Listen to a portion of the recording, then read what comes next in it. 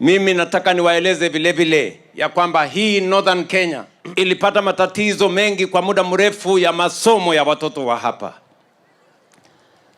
Mara kukitokea matatizo ya usalama, wale walikuwa walimu hapa wanatorokea sehemu zingine za Kenya. Mimi niliongea na hawa viongozi kama miaka 7-8 iliyopita, nikawaambia tunataka tuanzishe shule ya walimu, Teachers Training College in Northern Kenya. Tupate watoto wa Northern Kenya walimu ndio waweze kufundisha watoto wa hapa.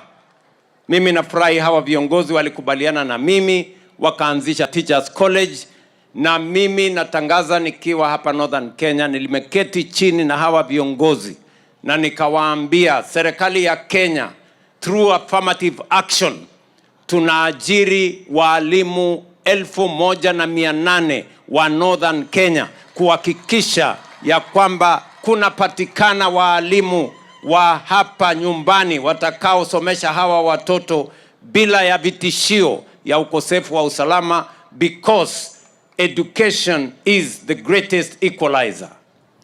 Sababu hiyo shule ikifunguliwa, sikizeni ndugu zangu, shule ikifunguliwa hii muhula ambayo inakuja, tutakuwa na walimu 1,800 wapya. Tayari tushawapatia barua kusomesha watoto wa Northern Kenya. Nyinyi mnanielewa? Mnanielewa? Na hiyo ni mbali na wale walimu wengine wote waliwaajiriwa 100,000 na Wakenya wengine. This is affirmative action because we need to correct the historical injustices that happened in this region, where citizens from this region did not have access to opportunities to be teachers and to teach the children of this place. Tunaelewana ama tuelewani watu wa Northern Kenya? Tuendelee ama tuendelee? Tuendelee ama tuendelee?